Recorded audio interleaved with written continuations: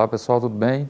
Eu sou o professor Leandro, professor de Geografia da Rede Municipal de Ensino, e hoje nós vamos para a última aula, a aula de revisão de Geografia do sexto ano, com o tema Conceitos Básicos e Aspectos Físicos do Espaço Geográfico. Antes de dar início, vamos para o processo de higienização das mãos.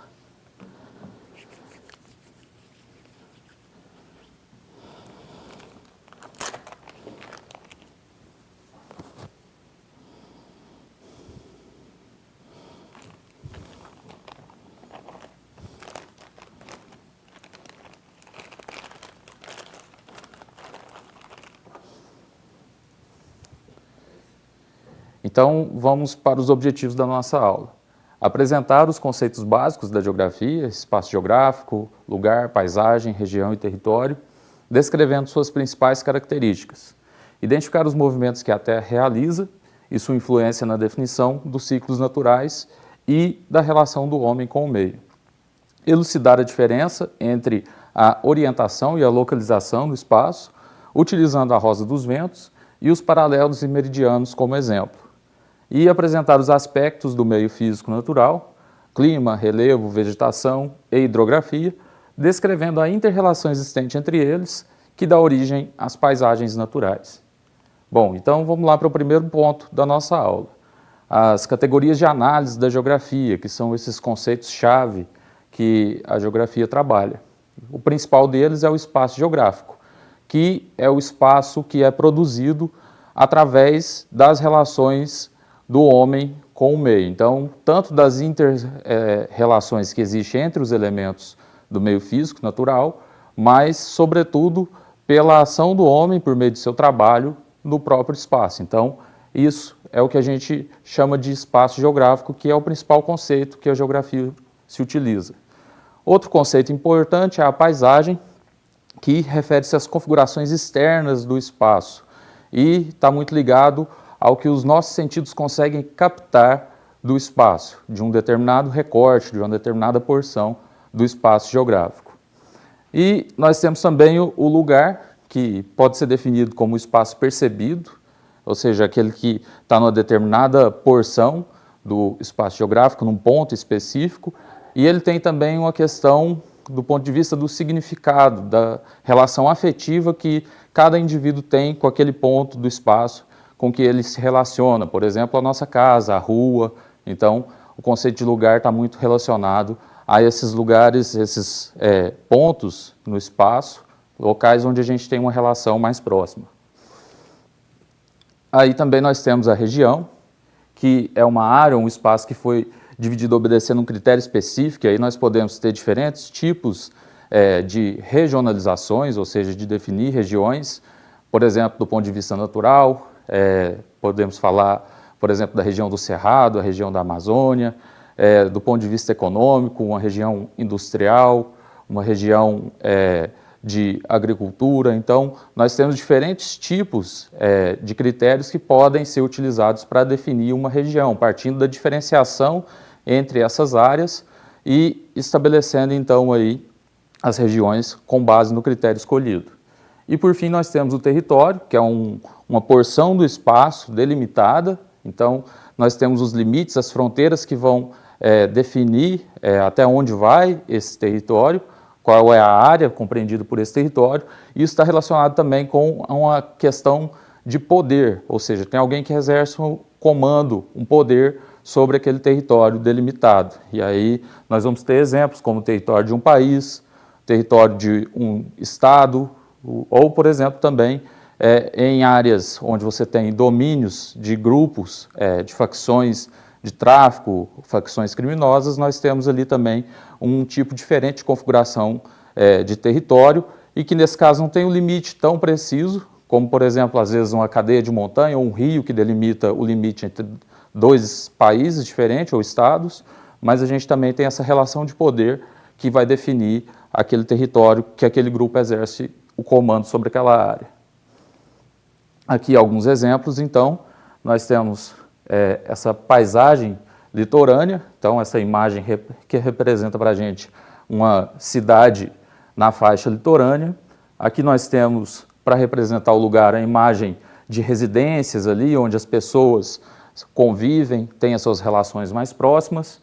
Aqui nós temos também, representando o território, os limites dos estados no território brasileiro, as fronteiras entre os estados, e aqui nós temos o exemplo das grandes regiões definidas no território brasileiro, as 5 grandes regiões definidas pelo IBGE, o Instituto Brasileiro de Geografia e Estatística. E então, outro ponto importante da aula, que é com relação aos principais movimentos do planeta. E aí nós temos o movimento de translação e o movimento de rotação.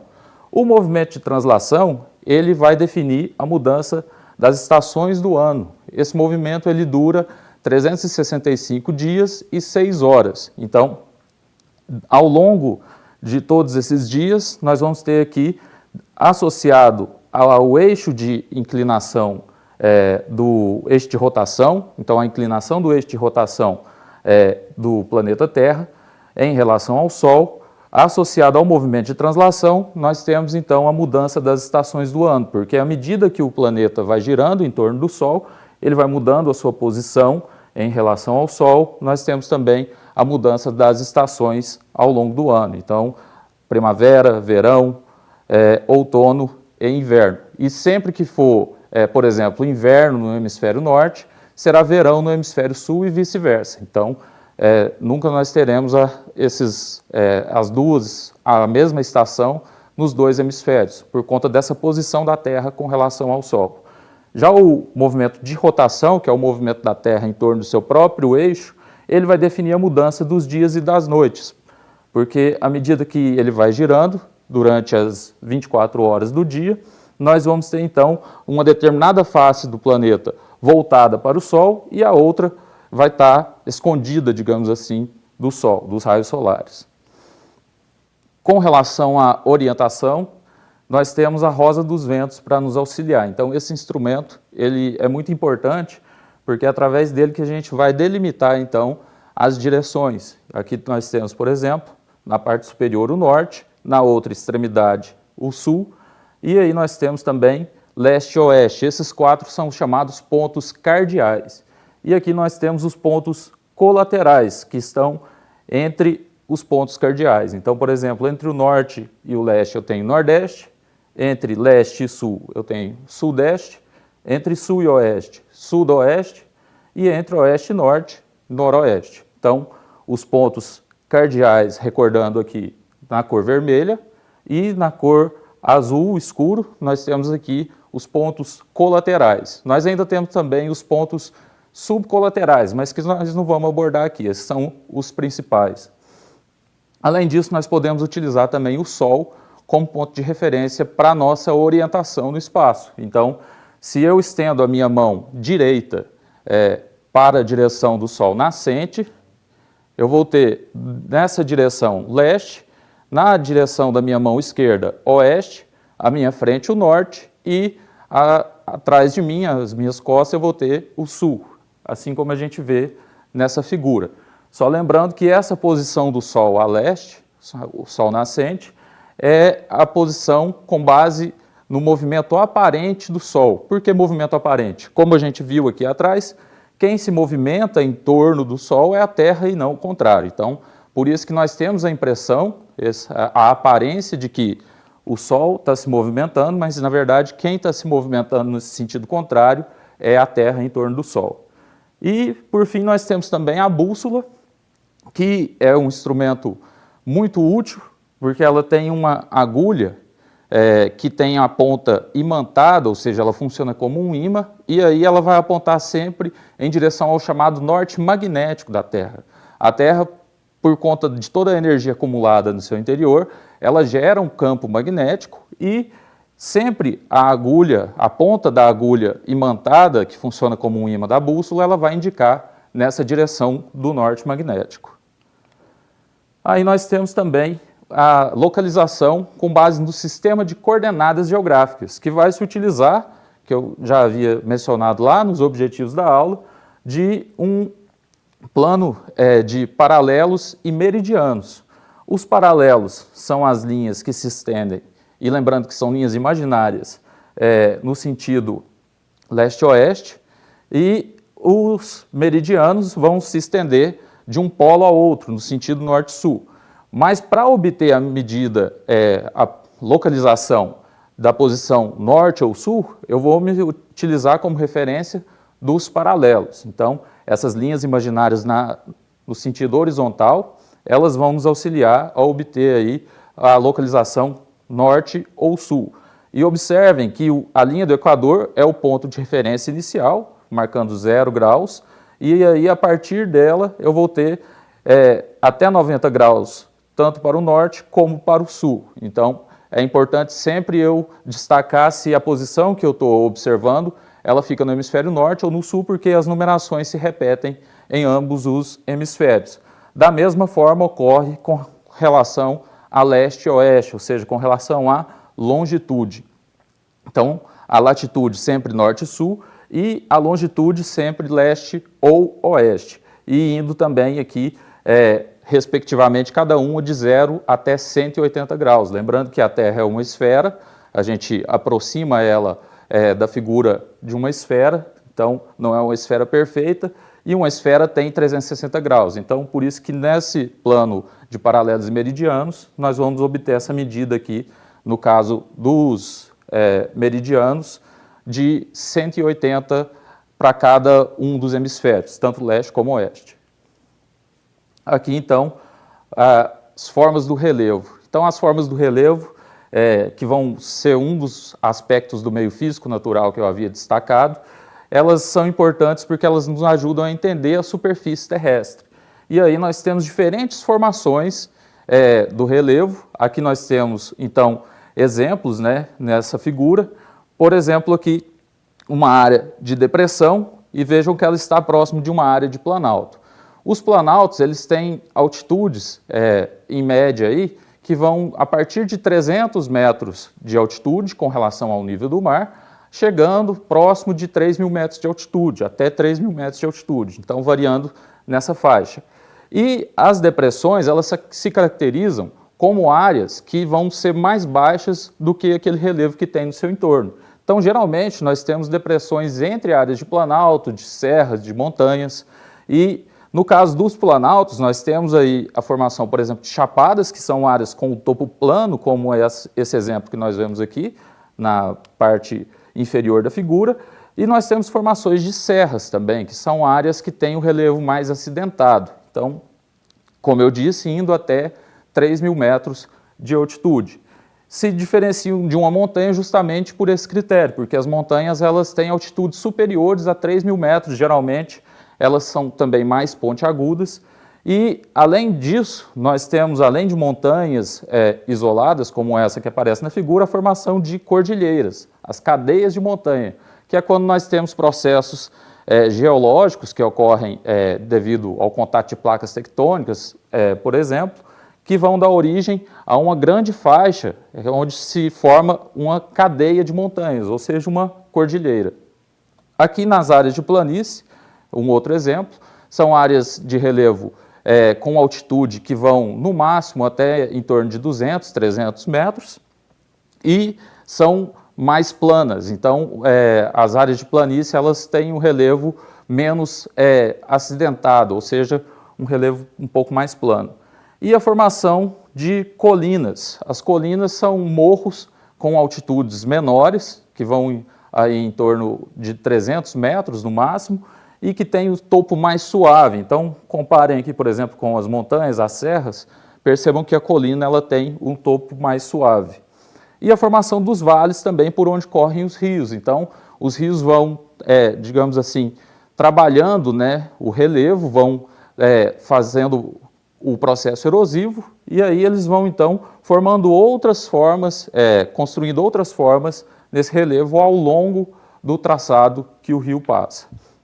Com relação à depressão, havia esquecido de mencionar, nós temos dois tipos. Nós podemos ter depressões relativas ou absolutas. As relativas são quando elas estão acima do nível médio dos mares e a absoluta quando ela está abaixo do nível médio dos mares. Então, dois tipos diferentes de depressão.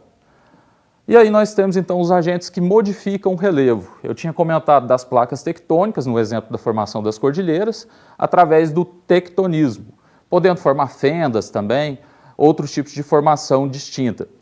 E nós temos associado ao tectonismo a ocorrência de abalos sísmicos e também o vulcanismo, ou seja, a formação de vulcões com erupção, assim como a gente vê nessa imagem ao lado aqui, a erupção de lava de um vulcão.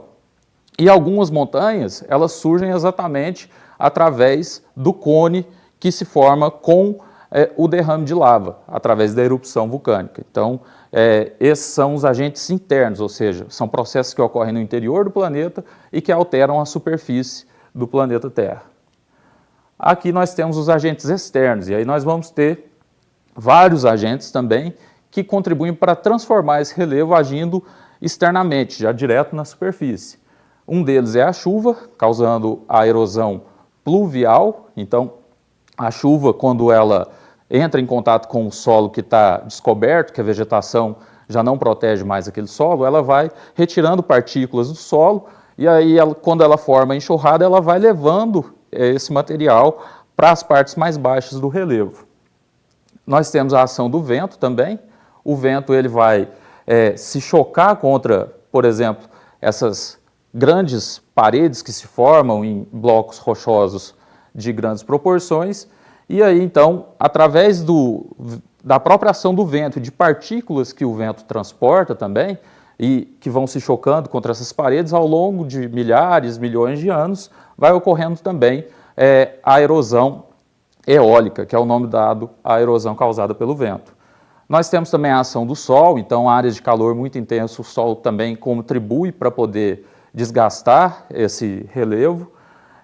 O gelo, um exemplo que a gente observa, voltando nessa imagem aqui, no topo das montanhas, nas porções mais elevadas, como é mais frio, o gelo, no período do ano que é mais quente, ele começa a se soltar e alguns blocos mais pesados, eles vão então se arrastando sobre a superfície dessas montanhas, provocando também o processo erosivo. Nós temos também a erosão marinha, causada pelo movimento das ondas e das marés, então formando, por exemplo, as falésias no litoral, devido ao impacto que a água do oceano, do mar, vai causar, se chocando contra essas paredes rochosas que se encontram no litoral. A ação de animais, como por exemplo minhocas, formigas, que perfuram o solo e facilitam a infiltração de água e de nutrientes que essa água transporta também para as partes mais profundas do solo. O ser humano, que devido à sua ação no espaço, ele vai retirar a vegetação, ele vai construir outras formas que não são formas naturais, artificiais, transformando também esse relevo. Quando ele desmata, por exemplo, ele facilita a ação da chuva, então esses processos eles se associam também algumas vezes, ocorrem de maneira conjunta. A erosão causada pelos rios, então na formação dos vales, voltando naquela figurinha aqui novamente, nós observamos como que o rio ele vai ao longo do vale também retirando materiais e transportando esses materiais, depositando outros, transformando então o relevo por onde ele passa, que é a erosão fluvial, e também as plantas, obviamente, que estão diretamente relacionadas com o solo através de suas raízes. Então, esses são aqui alguns dos principais elementos, né, os principais agentes aí, transformadores do relevo, agentes externos, no caso. E aí, então, um quadro geral aqui do relevo no Brasil, aqui mostrando o mapa físico do território brasileiro, e aí nós vamos ter, então, por exemplo, aqui nessa porção centro-sul do território brasileiro, uma porção mais elevada com várias formações de serras, então a formação do Planalto Central, aqui nós temos a Serra do Mar, Serra da Mantiqueira, Serra da Canastra, Serra do Espinhaço, então diversas formações serranas nessa porção mais próxima do litoral sul e sudeste do Brasil, se estendendo até aqui o centro ali do território da Bahia, aproximadamente.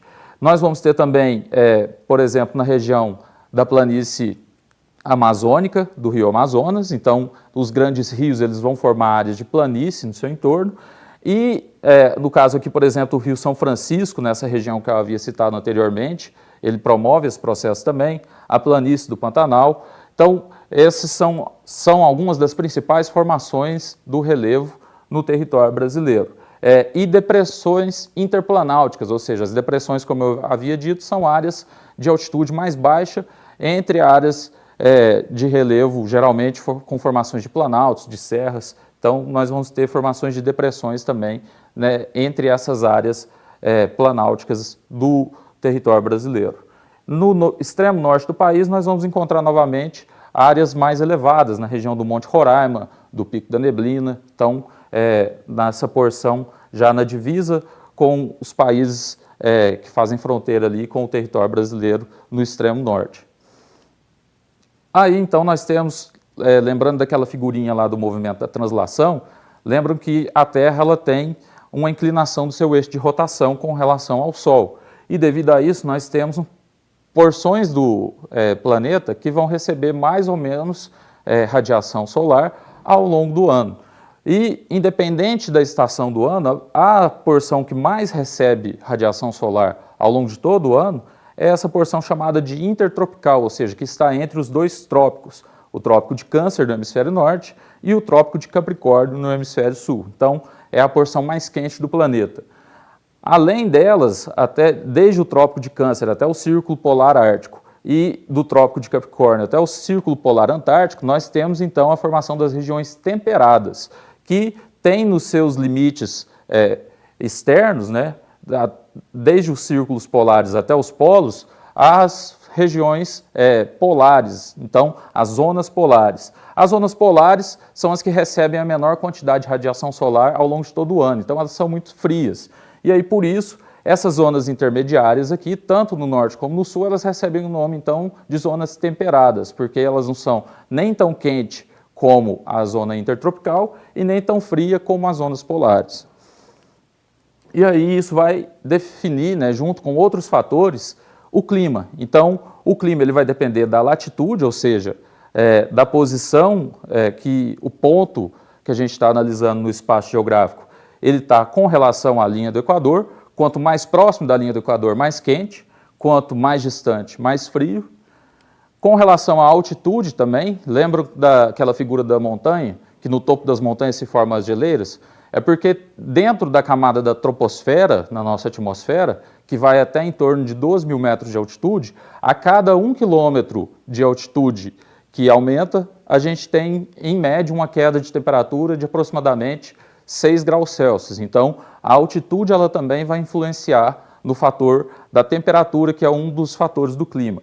A maritimidade e a continentalidade, então, as áreas continentais, elas se aquecem e se resfriam ao longo do dia mais rapidamente do que as áreas oceânicas, as áreas de mares, porque a água ela tem uma capacidade de reter o calor por mais tempo, então essas áreas do oceano elas demoram um pouquinho mais para se aquecer ao longo do dia, mas durante a noite elas se resfriam também mais lentamente. A vegetação também vai influenciar bastante nisso, principalmente aqui com relação à umidade. Então, a floresta amazônica é um exemplo disso, uma floresta muito densa, que tem muita umidade, e isso contribui para o regime de chuva daquela região, e não só de lá, também acaba interferindo nesse regime de chuvas de boa parte do território brasileiro. E, além disso, a ação humana também. Então, o processo de industrialização, aumento de veículos, de fábricas com motores movidos a combustíveis fósseis, petróleo, por exemplo, carvão mineral, aumenta a emissão de dióxido de carbono, que é um dos elementos que promove o chamado aquecimento global. Aqui, então, nós temos um mapa global do clima e da vegetação. Então, nós observamos aqui, entre as faixas intertropicais aqui, nós temos a predominância de clima equatorial, clima tropical, e vamos ter algumas formações também aí de outros climas, como deserto, áreas semiáridas também, que é devido a esse calor intenso e a outros fatores associados que a gente não tem tempo suficiente para comentar agora. No caso aqui, observem na América do Sul, essa faixa onde nós temos aqui o clima frio de montanha, é devido à formação da Cordilheira dos Andes, que é uma cadeia de montanha e que propicia, então, um clima mais frio, mesmo numa região intertropical. Quando nós vamos em direção ao norte, nós teremos outros tipos de clima, como o Mediterrâneo, o clima temperado, que é caracterizado por ter as estações do ano bem definidas, e tem verões quentes e invernos frios. No caso aqui da Rússia, do Canadá, nós encontramos também bastante do clima frio e do clima polar, que são climas onde a gente tem as temperaturas mais baixas da superfície terrestre. Assim como na Antártida também nós temos a formação do clima polar. E aí então, aqui vocês observam aí alguns dos tipos de vegetação que se formam nesses diferentes climas. Então, no clima equatorial, floresta equatorial, como a amazônica. No clima tropical nós temos a formação de savanas, por exemplo, como o Cerrado brasileiro. Nos desertos nós teremos a formação de desertos. Nas áreas de clima frio, nós temos a formação da taiga, que é a floresta de coníferas, com aquelas espécies de pinheiros. No clima polar, nós temos a formação da tundra e assim por diante. Então, a vegetação, resumindo, ela está muito relacionada também ao fator do clima. E aqui, então, as principais formações vegetais do território brasileiro.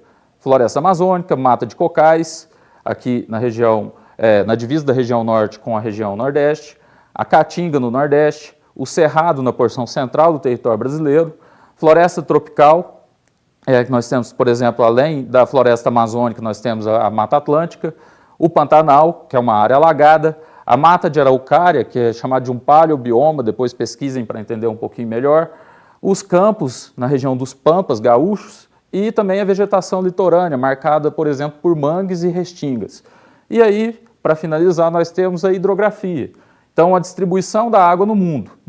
Toda a água, dos 100% da água que existe no mundo, então 97,5% aproximadamente é composto por água salgada, ou seja, está nos oceanos e mares. E apenas 2,5% é composto por água doce. E aí, desses 2,5%, nós ainda temos a divisão, né?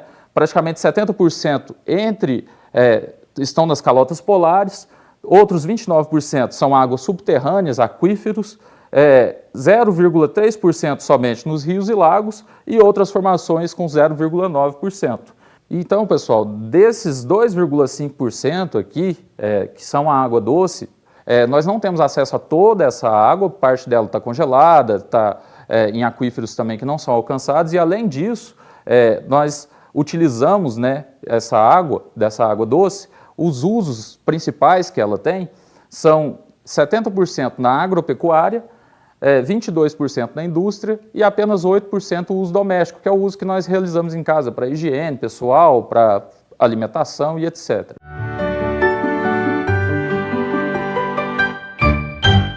Bom, então é isso, pessoal. Essa foi a nossa última aula de Geografia do sexto ano. Nós sabemos que a aula online, a aula televisionada, ela não tem a mesma validade que a aula presencial, mas nós esperamos que tenha contribuído muito, que tenha alcançado vocês e que vocês tenham conseguido absorver o máximo de conhecimento. Então, toda a equipe do programa Escola em Casa se esforçou muito para levar esse conhecimento até vocês. Então é isso, façam as últimas atividades, acompanhem as demais aulas e aí depois disso, então, é descansar e se preparar para o próximo ano. Boas férias, bom descanso, um abraço.